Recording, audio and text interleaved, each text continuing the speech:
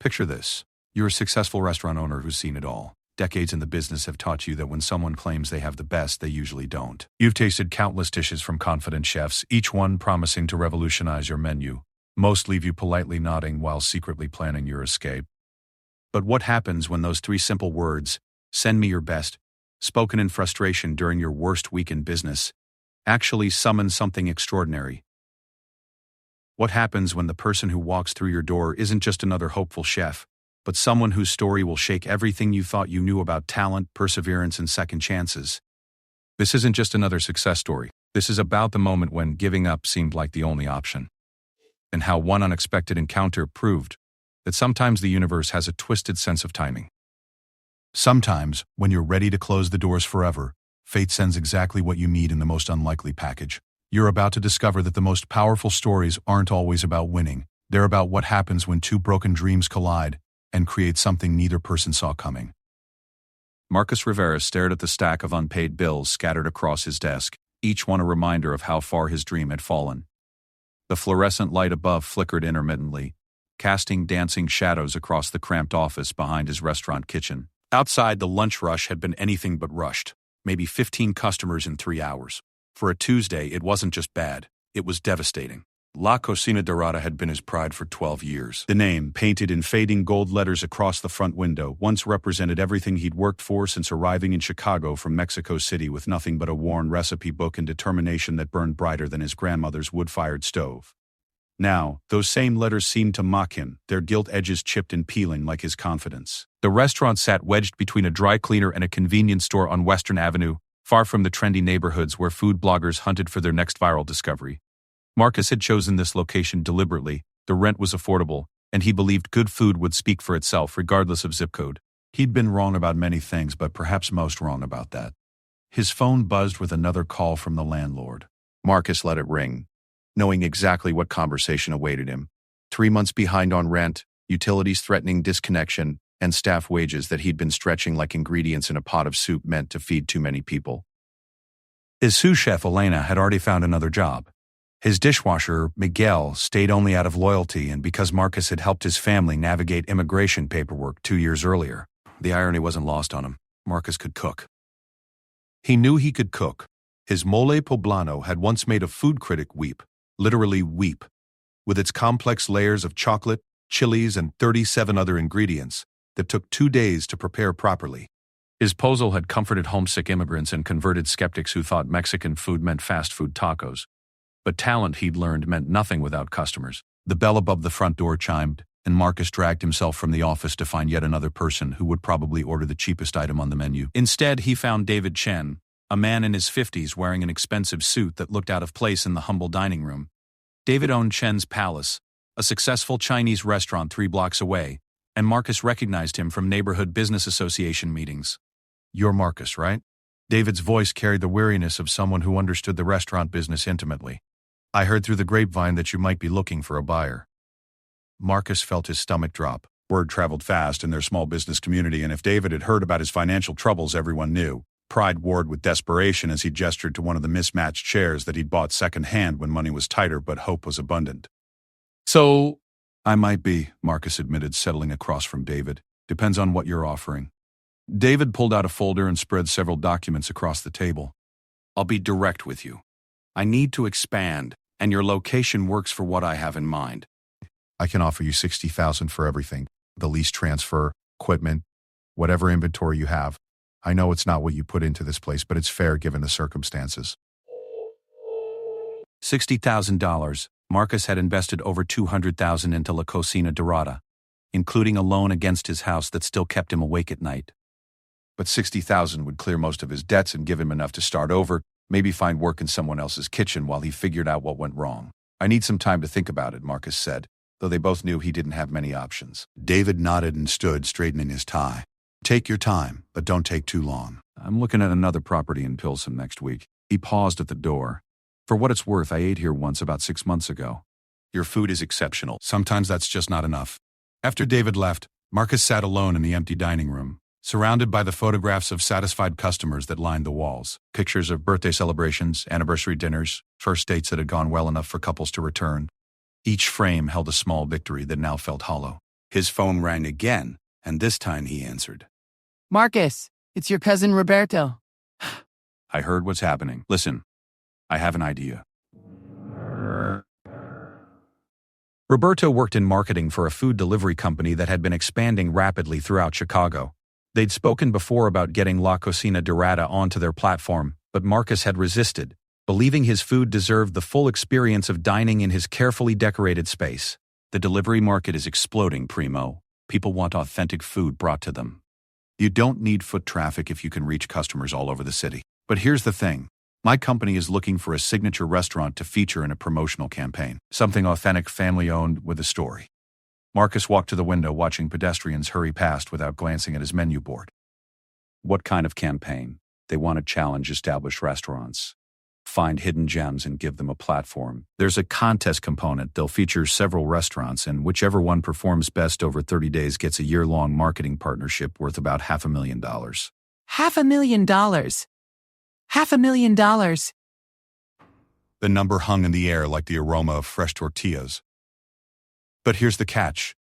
Roberto continued. You have to prove yourself first. They want each restaurant to submit their absolute best dish. Not good, the best. Something that would make a food critic drive across the city at midnight. The submissions happen next week. Marcus closed his eyes, remembering his grandmother's hands as she taught him to grind spices for mole. The recipe had been passed down through 4 generations, each woman adding her own refinement. His grandmother had made him promise to never serve it unless it was perfect. Never to let anyone taste it unless he was certain it represented their family's legacy. I'll think about it, Marcus said. Don't think too long. The deadline is Friday. After ending the call, Marcus stood in his empty restaurant, caught between 2 futures. David's offer represented safety and closure. Roberto's contest represented the longest of long shots, but also the possibility of saving everything he'd built. That evening, after sending Miguel home early since they'd served only 8 dinners, Marcus found himself alone in the kitchen with his grandmother's recipe book.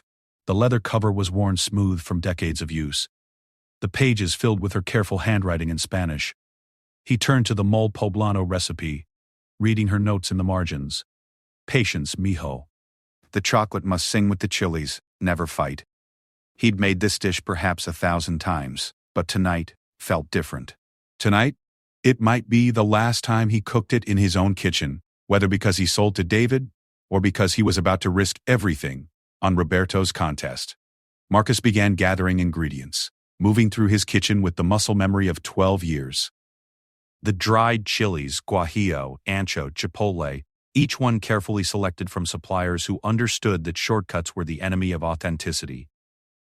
The chocolate, Mexican and bitter, the almonds, sesame seeds, raisins, each component essential to the complex symphony his grandmother had taught him to conduct. As he worked, slowly toasting chilies until they released their essence into the air, he thought about the neighborhood kids who had discovered his restaurant by accident and kept coming back because he always gave them extra rice. He thought about Mrs. Patterson, the elderly woman who came in every Sunday after church and told him his food reminded her of a trip to Oaxaca 50 years earlier. He thought about the young couple who had gotten engaged at table 7 and how the woman had cried when she tasted his Tres Leches cake. These memories felt precious and fragile, like the delicate balance of flavors he was creating. Too much heat would overpower the subtle sweetness. Too little and the dish would lack soul. Everything had to work together perfectly, each element supporting the others while maintaining its own identity. The mole would simmer for hours, its complexity deepening with time. Marcus settled into the rhythm of stirring, tasting, adjusting.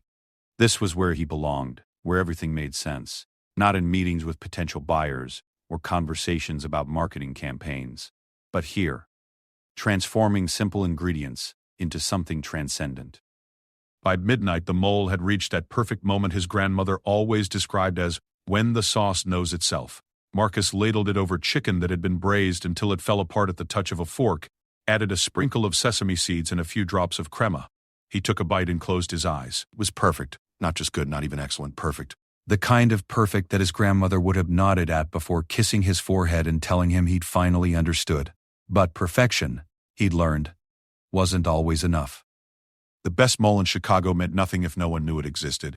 The most soulful cooking meant nothing if there weren't enough customers to keep the lights on. Marcus packaged the remaining mole carefully and put it in the refrigerator. Tomorrow he would have to decide between David's safe offer and Roberto's impossible gamble. Tonight, it would clean his kitchen one more time, perhaps for the last time as its owner.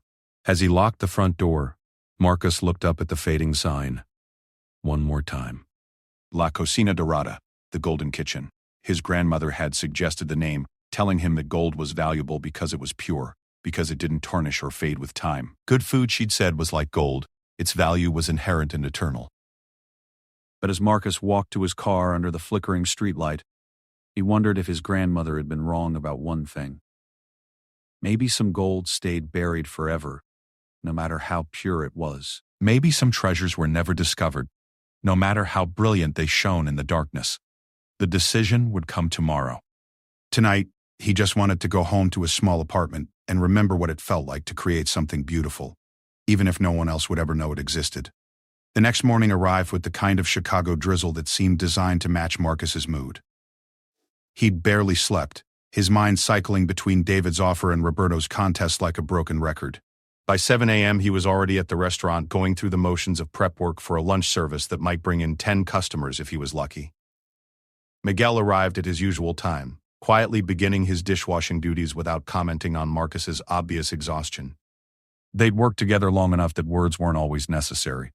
Miguel understood that his boss was fighting a battle that had nothing to do with cooking and everything to do with survival. The morning passed slowly. 2 customers ordered breakfast burritos. An elderly man came in for coffee and sat reading his newspaper for 2 hours without ordering food. Marcus found himself cleaning the same counter repeatedly, his mind unable to focus on anything beyond the decision that loomed before him. Around 11:30, the front door chimed again. Marcus looked up from his prep station, expecting to see another neighbor grabbing a quick lunch. Instead, he saw a young woman standing just inside the entrance, looking around with the kind of careful attention that usually meant she was lost. She appeared to be in her mid-20s, wearing jeans and a simple black t-shirt that had seen better days. Her dark hair was pulled back in a practical ponytail, and she carried a worn canvas bag slung over her shoulder. What struck Marcus immediately was her posture. She stood like someone who belonged in a kitchen, with the subtle confidence of someone who knew her way around sharp knives and hot stoves. "Are you Marcus Rivera?" she asked, approaching the counter with measured steps. "I am. How can I help you?" The woman extended her hand with a firm grip that confirmed Marcus's suspicion about her kitchen experience. "I'm Sofia Guerrero. I heard you might be looking for help." Marcus frowned, certain he hadn't posted any job openings.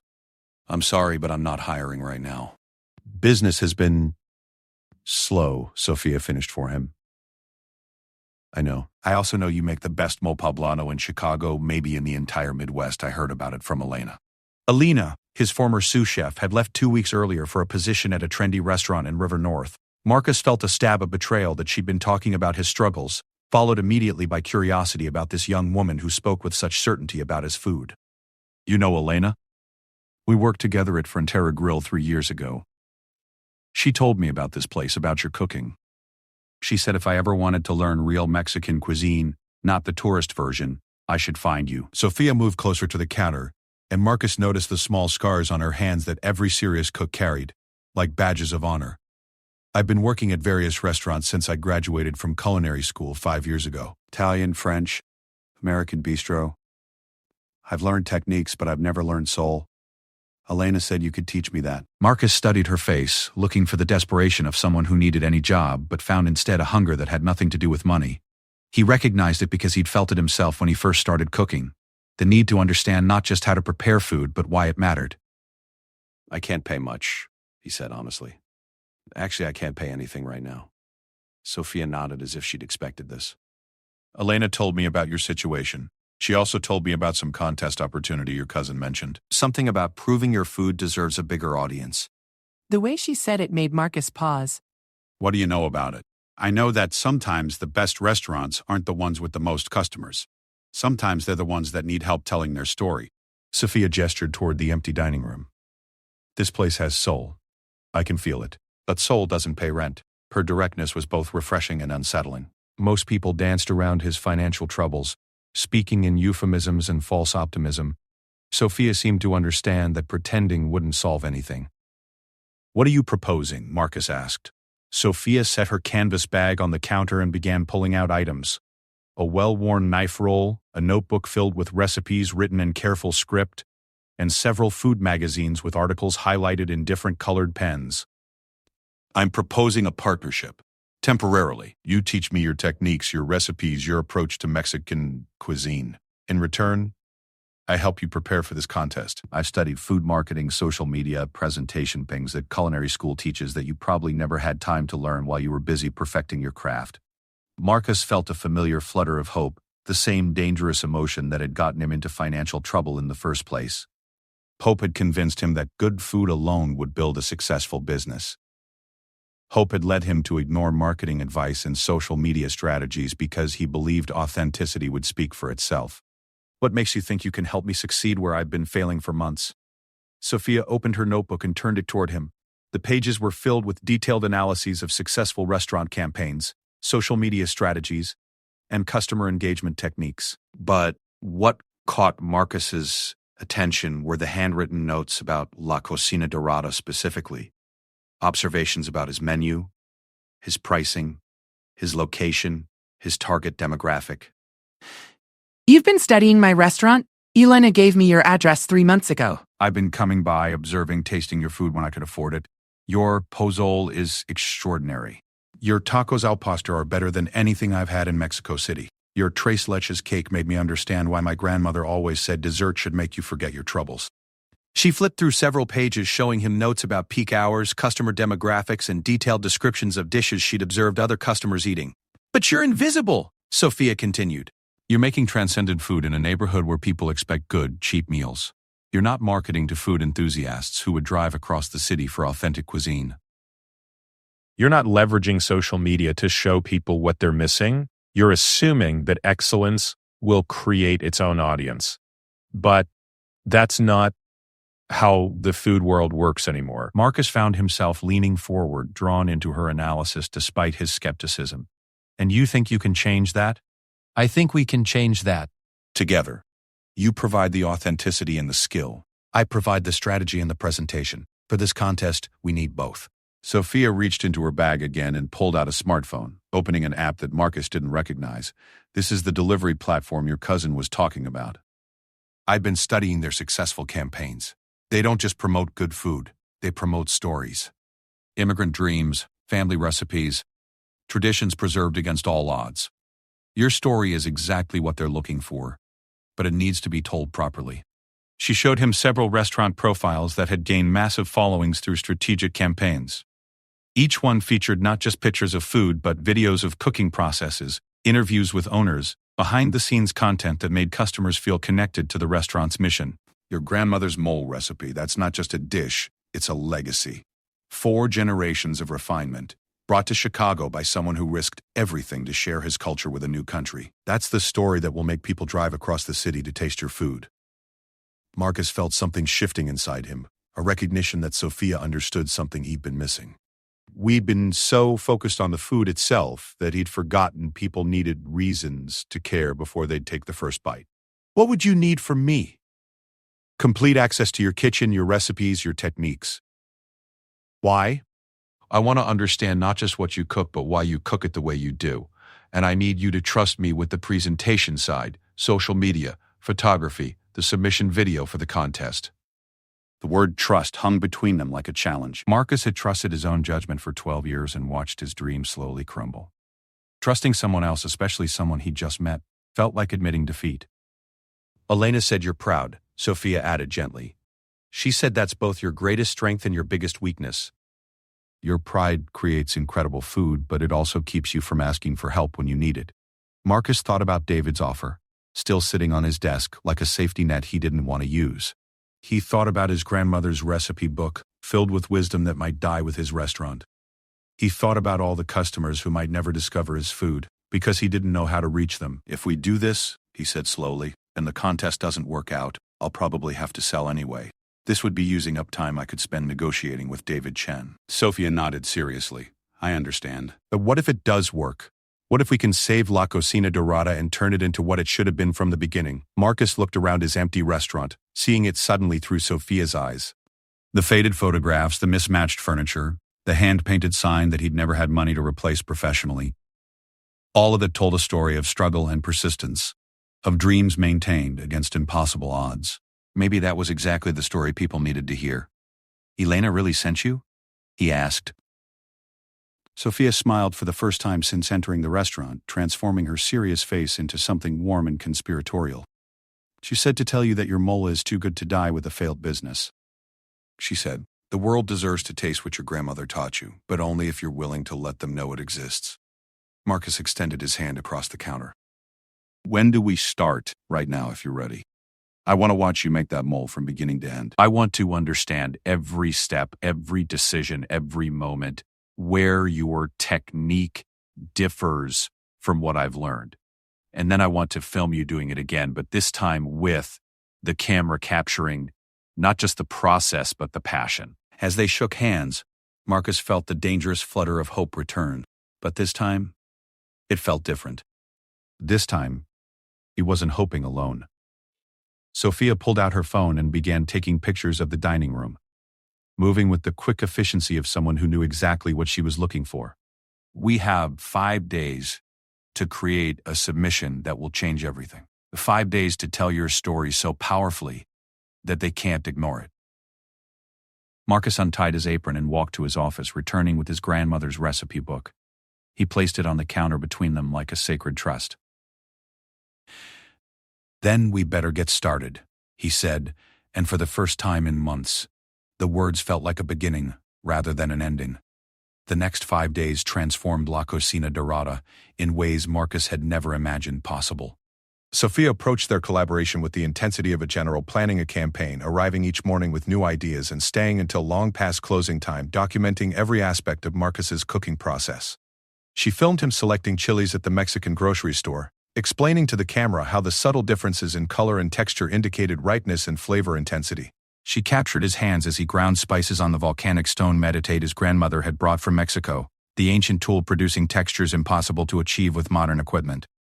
Tell them why you use this, Sophia prompted from behind her camera as Marcus worked coriander seeds against the rough stone. Tell them what your grandmother told you. Marcus felt awkward talking to the lens initially, but Sophia's genuine curiosity made it easier. She said that some things cannot be rushed. The meditate breaks the spices slowly, releases oils that electric grinders destroy with heat and speed. Every revolution of the stone adds something that cannot be measured but can be tasted. What surprised Marcus was how much he learned about his own cooking by explaining it to Sophia. She asked questions that forced him to articulate instincts he'd never examined. Why he toasted the chilies until they smelled like earth and smoke. Why he added the chocolate in 3 stages rather than all at once. Why certain spices needed to bloom in oil while others were better ground dry. On the second day, Sophia convinced him to completely redesign the restaurant's social media presence. She photographed every dish with natural light streaming through the front windows, capturing the vibrant colors and rustic presentation that made his food distinctive.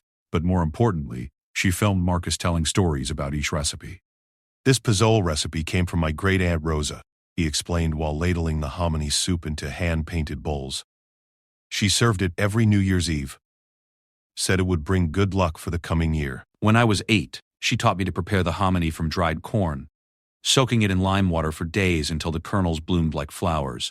I thought it was magic. Sophia's camera captured not just the food, but Marcus's face as he remembered his family, the way his expression softened when he talked about traditions passed down through generations. She understood instinctively that people didn't just buy food, they bought connection, story, the feeling that they were participating in something larger than themselves. By the 3rd day, word had begun spreading through the neighborhood about the changes at La Cocina Dorada. Mrs. Patterson mentioned to her church friends that something exciting was happening at her favorite Mexican restaurant. The young couple who had gotten engaged at Table 7 returned with friends, curious about the professional cameras and lighting equipment they'd seen through the windows. Miguel watched the transformation with quiet satisfaction, cleaning dishes that had been photographed from multiple angles and listening to Marcus explain techniques the dishwasher had observed but never understood the significance of. Even he found himself contributing stories about his own family's cooking traditions, which Sophia incorporated into their growing collection of content. You're documenting a culture, Sophia explained as she edited footage late one evening. Not just recipes, but the entire ecosystem of knowledge, tradition, and community that makes this food meaningful. That's what will separate your submission from everyone else's. The submission video itself became a collaborative masterpiece. Sophia structured it like a short documentary, beginning with Marcus in his empty restaurant at dawn, preparing for a day that might be one of his last. The camera followed him as he selected ingredients, his hands moving with practiced precision while he explained the significance of each choice. The emotional climax came when Marcus prepared his grandmother's mole, but instead of simply showing the technique, Sophia had him read from his grandmother's handwritten recipe notes. His voice cracked slightly as he translated her words. "Cook with love, mijo, because love is the only ingredient that cannot be purchased or substituted." The final sequence showed the completed mole being served to a table of neighborhood regulars. Patterson, the engaged couple, a family with young children who had become weekly customers. Their reactions were genuine and powerful, faces lighting up with the first taste, followed by the kind of satisfied silence that meant something special was happening. "This is what we're fighting for," Marcus's voice narrated over the scene. "Not just a restaurant, but a place where traditions live, where stories are shared, where food connects us to something larger than ourselves. This is La Cocina Dorada, the Golden Kitchen, where every dish carries the love of 4 generations." Sophia submitted the video on Thursday evening, exactly 1 hour before the deadline. They celebrated with shots of mezcal that Marcus had been saving for a special occasion, though neither was sure whether they were celebrating hope or saying goodbye. The response began almost immediately.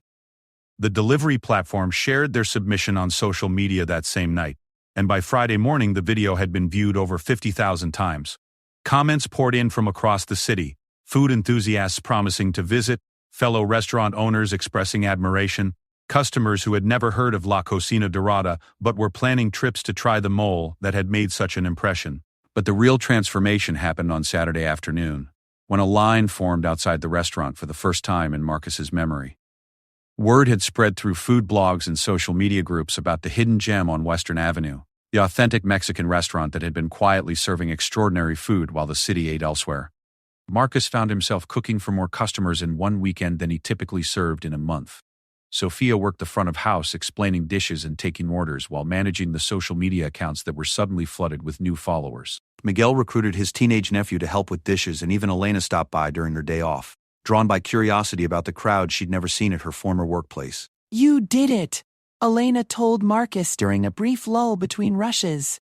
"You found a way to show people what I always knew was here." But Marcus knew the real test was still coming. The contest results wouldn't be announced for 3 weeks, and sustained success required more than viral videos. The customers lining up today needed reasons to return next month and the month after that. Sophia seemed to understand this instinctively. She organized cooking classes where Marcus taught simplified versions of his techniques to amateur cooks. She arranged partnerships with local food bloggers and invited culinary students to stages in the kitchen. Most importantly, she helped Marcus understand that sharing his knowledge didn't diminish its value. It created a community around La Cocina Dorada that went beyond simple transactions. The phone call came on a Tuesday afternoon 3 weeks later. Marcus was teaching a mole-making class to 8 enthusiastic students when Sophia burst through the kitchen doors with tears in her eyes and her phone in her hand. "We won," she said simply.